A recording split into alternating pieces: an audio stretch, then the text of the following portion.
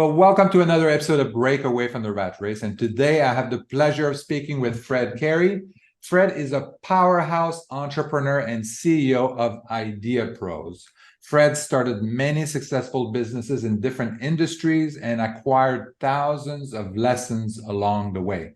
His desire to give back to a community of like-minded entrepreneurs led him to create IdeaPros, the world's first super venture partner, a company that could roll up its sleeve and steer every entrepreneur until their vision turns into a reality. Fred, welcome to the show. Well, thank you. I mean, that was said even better than my mom says it. So I really appreciate the intro, and I'm excited to be here. My pleasure, my pleasure. So I just want to kind of like remind everyone that as we get started, you're gonna have a special, like free special offer at the end of the show. So make sure you stay tuned until the end. So Fred, tell me a little bit more. So you've done a lot of business. Started a lot of businesses. A lot of them were obviously successful, so you learned some good lessons. But you also learned, I'm sure you had some businesses that were not so successful. So tell us a little bit about that, kind of like the effort, what you learned from each of these kind of experiences. Yeah, the one thing that I've learned, and I've learned over and over again, is that success is fleeting, even on the companies that I was quite successful on. And I learned that the thing that separates somebody succeeding and failing is perseverance. That you really have to continue, even when you face failure, when it hits you right in the face, you have to get up and keep trying. In spite of that, I did have, I think out of my 10 companies, I did have 2 of them that we just couldn't get funding. We couldn't get the traction that we needed and failed fairly miserably. And I think the one thing that I learned about failure is a lot of times, if you have all the other key ingredients and it still doesn't work, a lot of times it's timing. It's not the right time for you to be at the show. Like the first electric car, Yeah. 1890. So that's when the first electric car came. Bad timing. Elon Musk wasn't born, but sometimes it's just a matter of timing. But if you don't persevere, you're never going to find out. Yeah, that's true. People don't realize how persistent, how resistant you have to be to things that are thrown at you when you are in business. Some people kind of like thrive in this kind of environment. Other people crumble. So how do you help people kind of like stay strong, stay focused, and continue on the path? Yeah, for some people it's learning about it, learning that okay, I failed at this, but everybody does. And I'll give the example of Elon Musk. When SpaceX first started, his first 3 rockets completely failed, blew up, never left the launch pad, and his 4th one, I think, was 2008. He bet everything he had on it. And if that one failed, you would have never heard of Elon Musk again, because he would have literally lost everything that he had. Mm-hmm. And so for some people, the ability to show them that there is an opportunity if you keep trying is all they need to hear. For others, they're in the blame game, and they'll never be successful, because every time there's a fork in the road, they're going to blame it on somebody else instead of just caused by nature. That you're creating something that didn't exist before in many cases. Well, how the hell do you think you're going to get it right the first time? Mm-hmm. Yeah, exactly. So tell us more about IdeaPros and what you're doing with IdeaPros. So I know that you had all that experience. You're bringing all that experience to bear to help like-minded entrepreneurs. But how does that work exactly? How are you helping entrepreneurs? Yeah, when I started IdeaPros, it was exactly with that thought in mind, that I can really help entrepreneurs, because everybody, unlike when I was a kid, it was the doctors, the lawyers, the business owner, the athletes, the movie stars. That's who you thought about when you thought about the rich people. But now it's all about entrepreneurs, and it's all over social media, and everybody makes it look easy, but it's the hardest thing you've ever done in your life. And as I said earlier, success is fleeting. And when you look at the data points, you'll see that 94% of the entrepreneurs that are the multimillionaires and billionaires in the world all went to prestigious schools. 60% of them have these advanced degrees from those schools. And the rest, the 95% of us, we're outsiders. We don't know how to play the finance game. We don't have the connections that we need. We're not taught the ingredients that you really need to have in order to have a good chance of succeeding, or at least a chance of succeeding. And so I really started Idea Pros to take those outsiders and turn them into insiders by giving them the knowledge, the content, the build, and the connections and access to capital that they all need. That's why I started the company, and it's been a hard journey for sure. So what are some of these things that are kind of like unknown or little known to the 95% of people that people would learn more once they become an entrepreneur, when they become a Fred Cary or a Elon Musk? Yeah. Well, thank you for including me in the same sentence. But You've done more businesses than Elon Musk. That's true. I have none of them as successful yet, although Idea Pros can get there. I think that the reality here is that if you look at the data again, you'll see that the number one failure point for new businesses in the U.S. is the fact that the founder created something there's no demand for. Mm-hmm. I mean, how crazy is that, right? And so when you go out and you're an outsider and you want to become an entrepreneur, you're going to go, you have this great idea, you think it's worth millions of dollars just at the idea stage, and you're going to go run with it. But if you want to take that same analogy and turn it into a sporting event, and I want to hire you as my coach for my professional team, and you start asking me questions like, well, what sport are you playing? Well, I don't know. Well, how many other teams are there? I don't have any clue. What are their strengths? What are their weaknesses? I don't know. How do you, there's an audience, right? Yeah. How do you turn them into your fans? I don't know. I don't even know the size of the playing field. If somebody said any of those things regarding sports, you'd look at them like they were lunatics. Mm-hmm. But in business, that's how we start. We don't understand the game. And so to become more of an insider, you need to know that as evasive and as experimental starting something new is, there's a real set of procedures that you need to follow, an investigatory path that you need to go on in order to make sure that when you launch, you're launching something in a marketplace that's solid and growing, and you have a competitive advantage even over way bigger companies because you found that hole in the market that nobody's filling. You have to do all that type of work, and if you do, then you can become an Elon Musk. If you don't, you're never going to get there. Yeah, and then so how do you evaluate kind of? So I mean, you talk about demand, obviously. So a lot of people have ideas and they think this is a great idea because they would be a good user of that product or service. But you know, that sometimes one user is not enough. So you want to kind of assess the broader market. What are some of these other? What would be the next step in evaluating that this is an idea that this is worth pursuing? And that maybe I'm not equipped to deal with that idea, but I think there's a great demand for it. And then, but I would like to have one of those super venture partner at my you know, that I can call and say, hey, I have this idea. This is a good idea. I think let's brainstorm on that. So what are some of the criteria that that you would evaluate beside, like we talked about, like a demand for that product or service? Yeah, but by the way, the very first criteria that I didn't do at all in the beginning, which was a big mistake on my part, was I didn't evaluate the entrepreneur. Oh, okay, yeah. That's the biggest thing, right? Because it doesn't matter how great your idea is, if you don't have what it takes to look at failure in the face and address that as an opportunity, you're never going to make it, no matter how good your idea is. So that's the very first thing. Check mark. Then do you have enough capital to at least get started? Do you have access to it? Check mark. Because if you don't have any skin in the game, you're never going to try as hard as if you went out and mortgaged your home or sold that sailboat that you saved up for 3 years, like I did when I was 26 for my second company. And then you look at the idea. And what I really like to look at is and this is the thing that a first-time entrepreneur shudders about.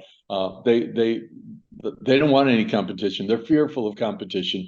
If the reality is, if there's no competition, there's probably no demand. If there's no demand, there are no customers. So you want to find a healthy marketplace that has proven itself, that's growing, and that has opportunities within that market. If you have all of those factors, then you can be a tiny little company and play against the big boys because you found that one thing that they're not doing well. And so now for me, if I want to help you go raise capital, it's a lot easier story. If you're an investor and I come to you and I say, hey, I want to revolutionize the world. I have something that nobody's ever thought of before, and it's going to be everybody in a year from now is going to want it. 7 billion people are going to want to have this. We're going to be the best company in the entire world. The very first thing an investor thinks is, have you ever done that before? Have you ever been like the #1 company in the entire world before? I don't want to be paying for a revolution. I want something that's warm and fuzzy that I could put my arms around. And so when I look at a new product, it's always, there's a market, there's competition, but that competition is not addressing this one thing that all these customers are clamoring for, that they need, and they're not getting from that marketplace. So now I've proven the market, I've proven the growth, I've proven the customer demand, and now I'm proving the fact that I can go in as the little guy and compete, because it's really hard for those big companies that are the aircraft carriers of the world to make sharp turns when the market demands it. Yeah, so that's what I look for. Yeah, so that's a good point. Having like a market that exists already, that is maybe inefficient, maybe a little bit could use some innovation. And I think that's a great idea. I mean, the car market, obviously, we've been talking about the electric vehicle for a while, and it got started very early but kind of failed, and now this is the right timing. There's more market for other electric vehicle, and that shows that there is a market there. People are interested in that, and if we can innovate on the Prius, then maybe we can shift some of that market share towards us. Yeah, exactly. So another big fallacy, I think, when people are looking at the market, and you mentioned the 7 billion people on planet Earth, and it's that could be the largest. A lot of people, when they're doing their calculation, they say, well, I'm evaluating the market. I have this widget that I can sell for $1, and there's $350 million people in the US. If I could sell 1 out of every 100 people this widget, I'd be making like $3.5 million. This is unbelievable. And that's easy, only 1%. And but that 1% is hard to get. So it's not that easy. Yeah. And it's funny because I always use widgets when I'm giving examples. I use my golden widget to signify it's the most amazing widget in the world. I've never bought a widget, but one of the things that has me close the door on people a lot is that 1% rule. It's a $10 billion market, and if I can capture 1% of it, then we're going to have a golden opportunity. Number one, as you said, capturing 1% of anything is hard, but people who capture and stay at 1% die. Mm-hmm. You can't exist when 99% of the market is not yours. And so if you ever say anything like that in your evaluation of what your real opportunity is, you better want to go into something and become a significant, or at least a meaningful player in that marketplace. And there's no venture capital firm in the world. There's no private equity firm in the world. I don't think there's any angel groups in the world that are going to listen to somebody that builds a model on capturing 1% of the marketplace and will cut a check for you. Yeah. I also like your fact that, about the big company, the big ships. I mean, that's true, because you're small doesn't mean that you're going to be crushed. It means that you're very flexible, you're very malleable, you can change direction very quickly.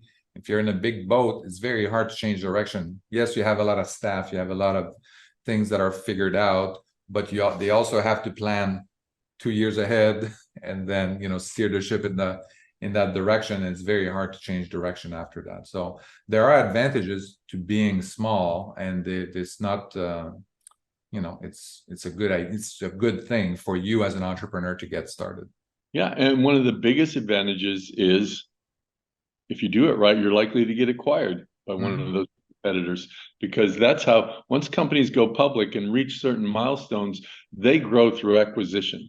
Yeah. They don't need to reinvent the wheel. They're plowing along. They've become that aircraft carrier. Their growth is slowing down, and they look opportunistically at other companies that are around them in synergistic spots around what they're doing now, and they go gobble them up. It's really easy for them. It's great for their bottom line, and it shows the type of growth that shareholders want to see to continue betting on that company.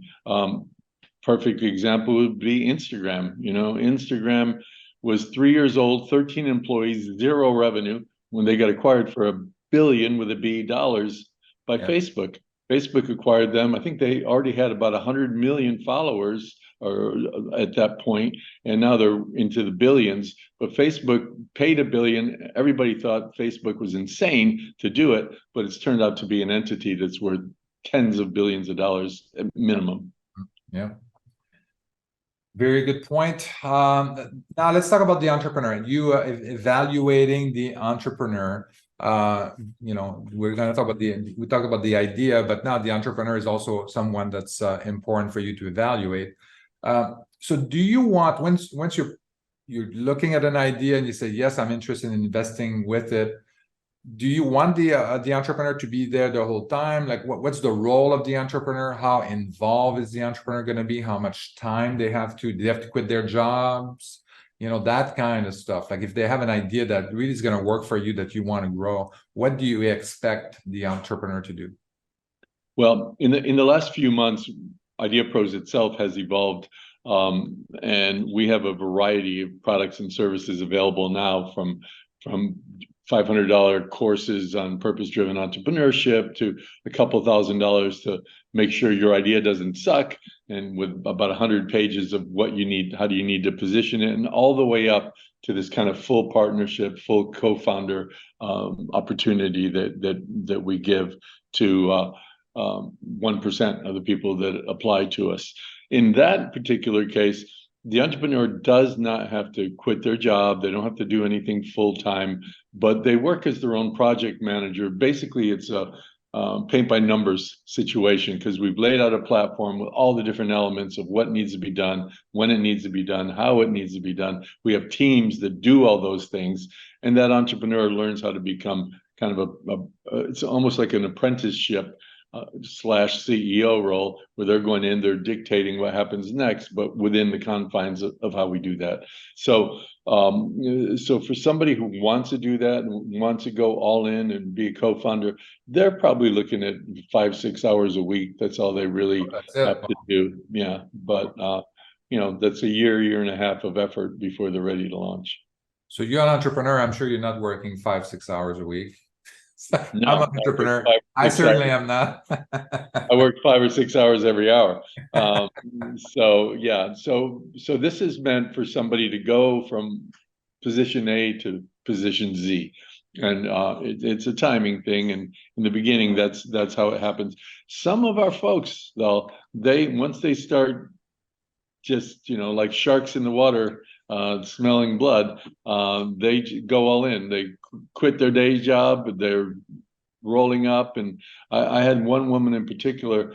She has a company called Exhale that helps people with lung rehabilitation, and it's gotten so good that she's now been asked to and accepted become a board member of the American Lung Association. Wow. But this woman, from almost the very beginning, every week would send me like 8 or 9 paragraphs of all the things she's done this week to prepare for next week. And that's the type of entrepreneur that's really going to make it. Somebody that, if they're working 40 hours, they're going to work 80 hours so they can do their other job.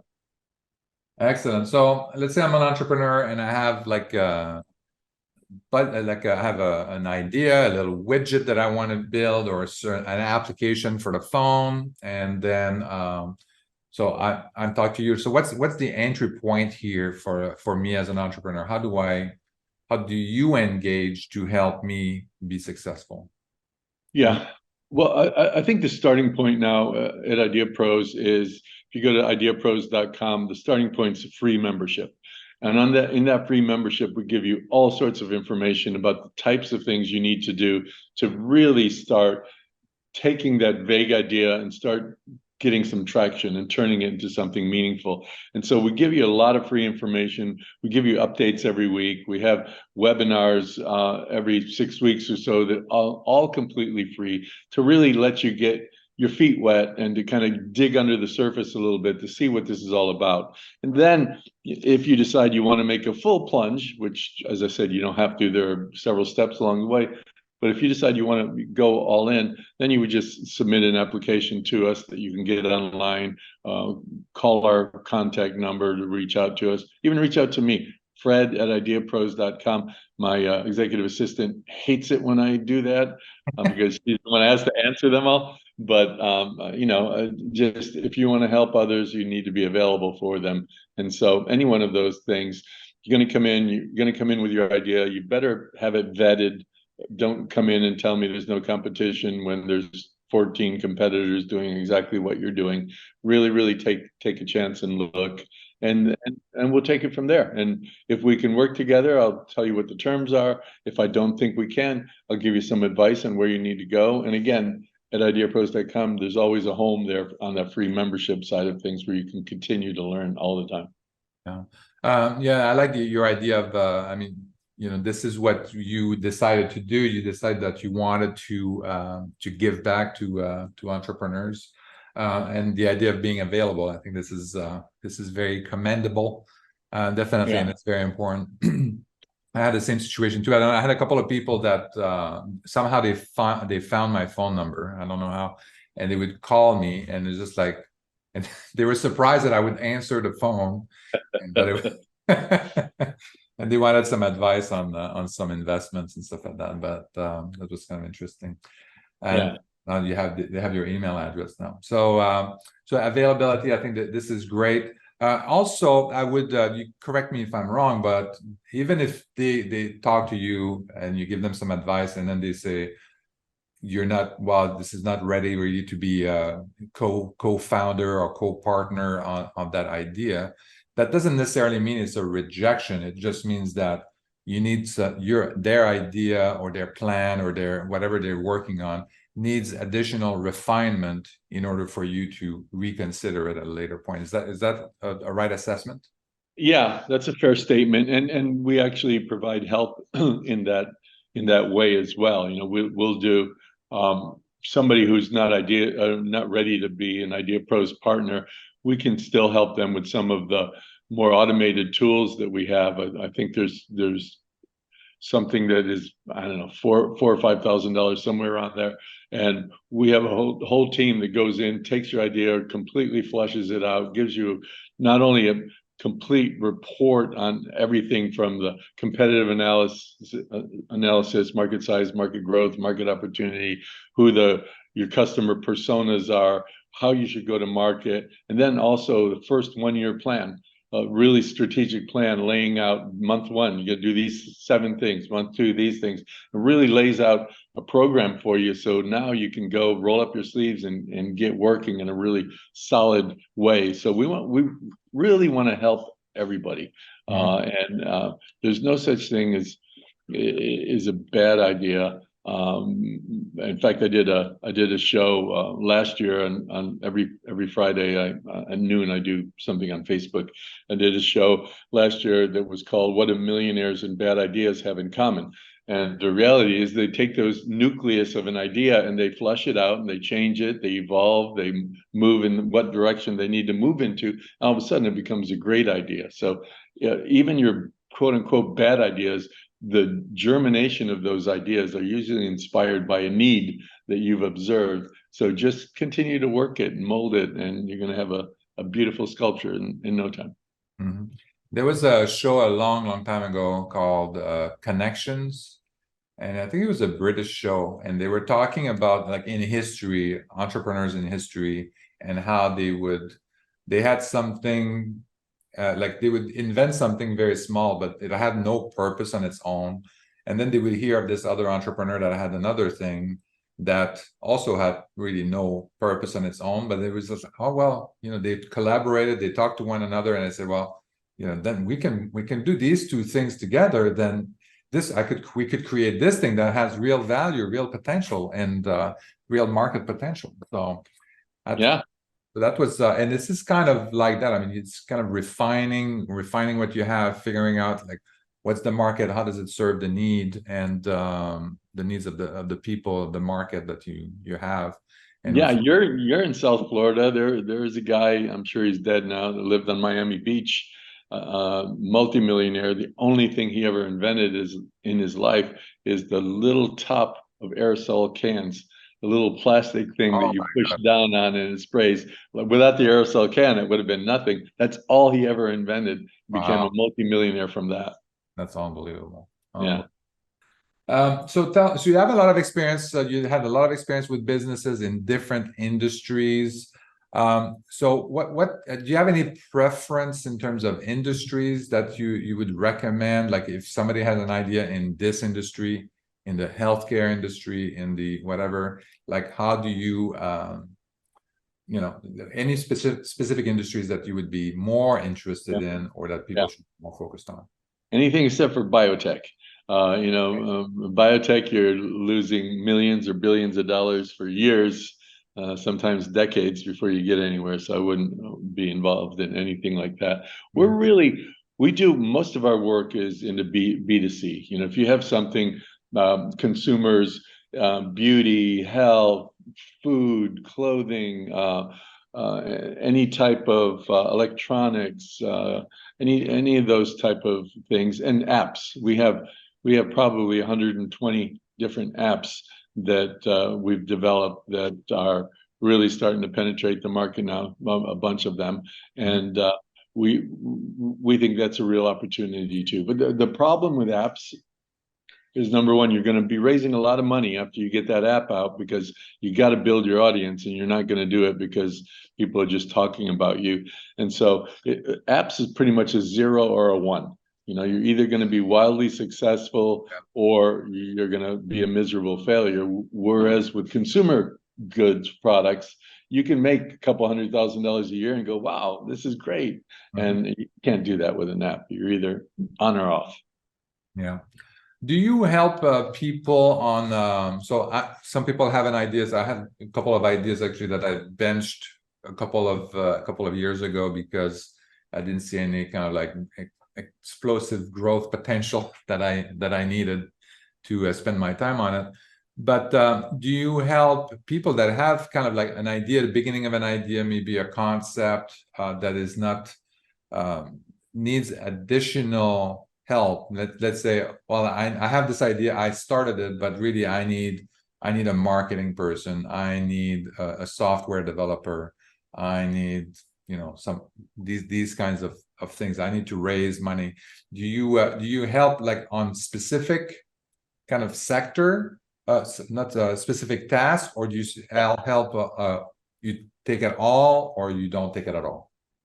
Great question, because that's what we used to do. If you didn't, if you didn't have at least $100,000 to start contributing to your own project, and weren't willing to give up a percentage, we didn't even want to talk to you. And now we've really compartmentalized the different offerings that we have, and we can help people with marketing, or with app development, or with engineering, or with research, strategic analysis, and tactics.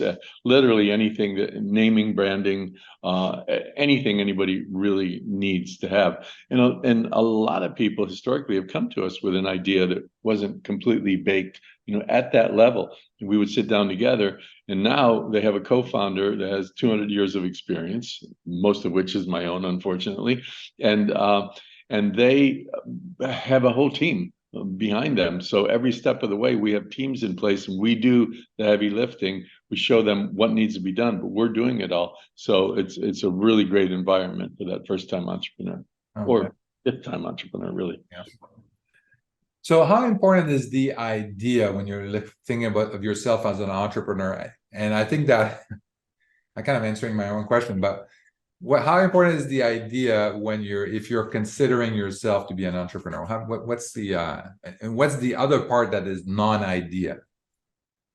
Well, the idea is the inspiration, right? The idea is what's going to make you wake up at 3 o'clock in the morning with your notepad next to you, and you're writing down the next 3 lines of what you were thinking about. It's going to keep you up at night. You're going to wake up in the morning and wonder why the hell you haven't left your job and started this.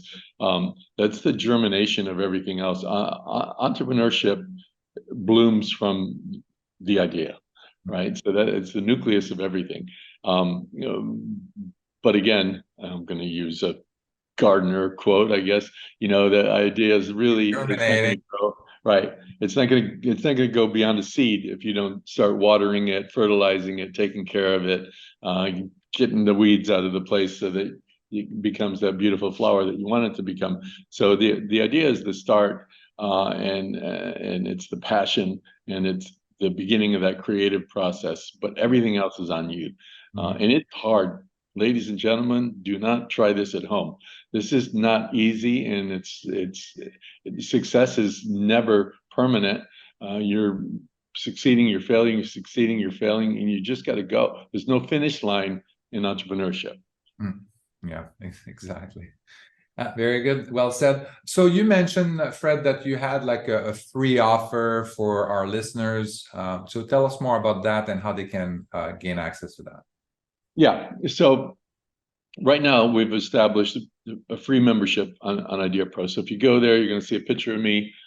It looks like it's photoshopped a little. It's not really, but you're going to see me, and you're going to see underneath there, join, and it's absolutely free. When you join now, if you join when you hear this podcast, you're going to get, number one, 7 insider tips that you need for any type of business. I don't care if you're a chiropractor, you're inventing a submarine, or you have a beauty product you want to sell. These are 7 things that you need to be aware of and that you need to do. And for the next week, every single day, we're going to send you an email that has 4 or 5 paragraphs that really dive into one of those 7 things, along with about a 20-minute video from me digging into it even deeper, so that by the time you're done with a week, you'll have a real solid understanding. If you want to start anything, whatever it is that real estate or anything else, these are the fundamental tools that you need to be aware of and that you need to deploy to have a real opportunity. And on top of that, we also have a webinar coming up shortly. When you sign up, you're going to automatically be able to attend that webinar for free, no cost whatsoever. And it's there, it's waiting for you. And if you want to make a difference in your life, you start by getting all the information you need to have a better shot at it. Yeah. Would you mind, like, I don't know if you had like a success story from one of your entrepreneur, went from zero to extreme success in and how long did it take and all that kind of stuff? Yeah, well, we're working with several in that place now, but one interesting company is a company called Hyperreal. It's hyperreal.io, and the guy who started this company actually won 2 Academy Awards for special effects, and so he's a pro, very well known in industry, and they started working on digital humans. And digital humans have become so good right now. We just had a 3-month show of ABBA in London that sold over $100 million worth of tickets, and it's fake ABBA, the real band behind them, the digitized ABBA sitting in front, interacting with the crowd, singing, and you cannot tell that they're not the real people. The issue was that 90% of digital humans are unlicensed. They're created by counterfeiters, by others. So the families, the estates, the corporations that own the rights don't get anything. And so not only does this guy have the best digital humans ever, we were able to work together to create a digital vault so that any digitized human, like Michael Jackson's estate is a customer, Sony's a customer, Apple Music's a customer, Paul McCartney, the estate, Muhammad Ali's estate, Mike Tyson. We create those digital assets, but they're all kept stored in a vault. And we use blockchain technology to enable the licensing of those digital assets, and so they can only be utilized for whatever that blockchain says it can be utilized. This is who can use it, this is what they can use it for, and it doesn't work for anything else. And so that's become something really, really powerful. Sony looks like it's going to be an investor in there. They're out raising $20 million right now. And this is something that just a couple of years ago was a fantasy. Then, on the opposite side of there, something a lot more mundane, but even more powerful money-wise, just to show the audience that you can invent anything. We have a partner who we have 3 or 4 patents now. He invented corrugated, like cardboard pallets. The world travels on pallets, and the wooden pallets, they're heavy, they're cumbersome, you get splinters, you get nail punctures from them, and they pile up like eyesores in the back of lots all over the world. These pallets are made out of cardboard. They're just as strong as the wooden ones. They'll hold up to 4,000 pounds in the regular system. It's completely modular, so you can create pallets on the fly of any size. And when you're moving them from one location to the next, you can move 10 times as many, and they weigh 1/10 of the weight. So you're not getting all the back injuries, all the workman's comp issues with them. That company, a private equity firm, offered a boatload of money to take them out right in the very, very beginning.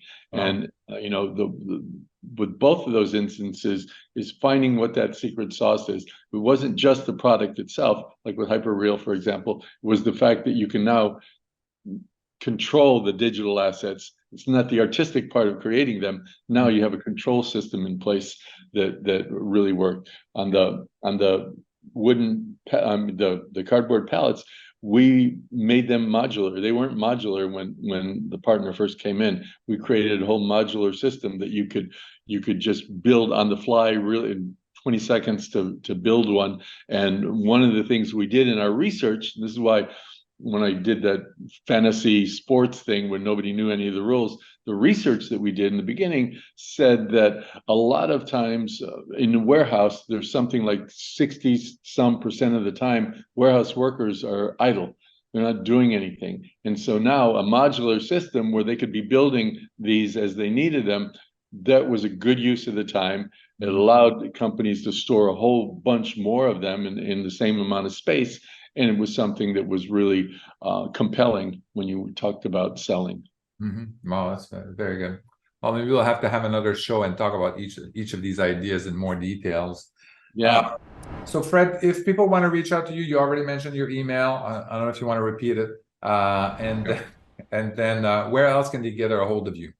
Yeah, so fred@ideapros.com. Go on our website as well, ideapros.com, and there are different ways to reach our team.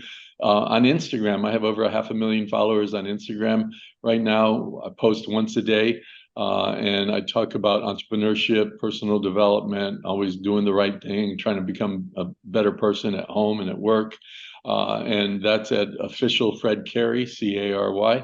Go on, join. That's free too. So come and we'll chat. And those are the best ways to reach me.